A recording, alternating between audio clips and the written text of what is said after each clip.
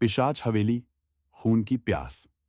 गांव काला देव के बाहर एक पुरानी हवेली थी, जिसे लोग पिशाच हवेली कहते थे वहां रात में किसी के चीखने और किसी के हंसने की आवाज आती थी।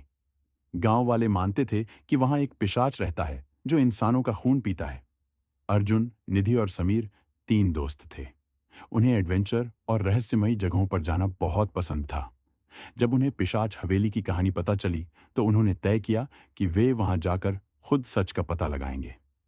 रात के 12 बजे तीनों दोस्तों ने हवेली के टूटे हुए गेट से अंदर कदम रखा। हवेली की दीवारें काली और खून के छींटों से सनी हुई थीं। हवा में एक अजीब सी बदबू थी। तभी अचानक हवेली का दरवाजा अपने आप बंद हो गया। निधि ने डरते हुए कहा, ये ये कैसे हुआ? अर्जुन बोला, शायद हवा से। चलो अंदर चलते हैं। वे एक बड़े हॉल में पहुंचे। वहां एक पुराना शीशा था। जब समीर ने उसमें देखा, तो उसे अपने पीछे एक आदमी दिखा। चेहरा जला हुआ, लाल आंखें और खून से सना मुंह। समीर चीखते हुए पलटा, लेकिन वहां कोई नहीं था। अचानक शीशे पर खून से लिखा आया, भागो, वरना तुम्हारा खून भी इसी शीशे पर होगा। अचानक हवा में ठंडक बढ़ गई।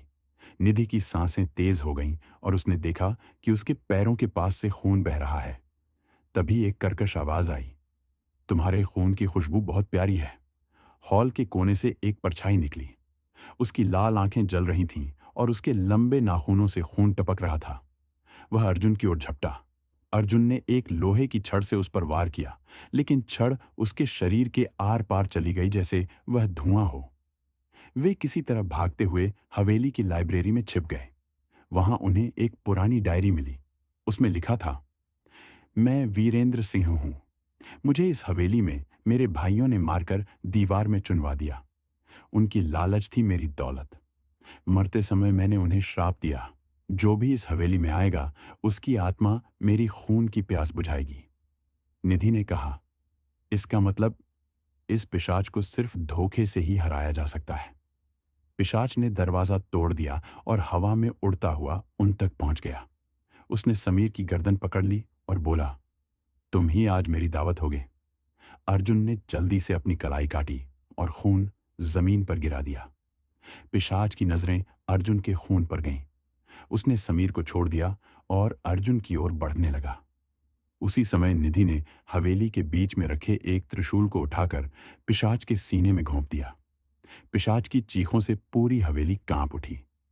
पिशाच जलने लगा और बोला, तुमने मुझे मारा नहीं, मुझे आजाद किया। लेकिन याद रखना, हवेली हमेशा खून मांगेगी।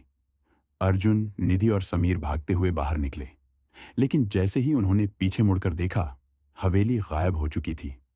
रात को अर्जुन ने अपनी कलाई के कटे हुए निशान को देखा।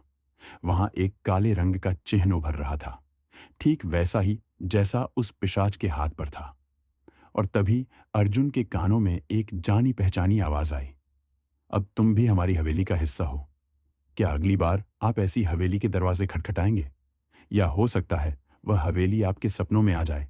आपको वीडियो कैसी लगी? लाइक करें और सब्सक्राइब जरूर करें। कृपया कमेंट करना ना भूलें। आपके कमेंट से हमें मोटिवेशन मिलता है। हम आपके लिए अच्छी वीडियो लाते रहेंगे। धन्यवाद।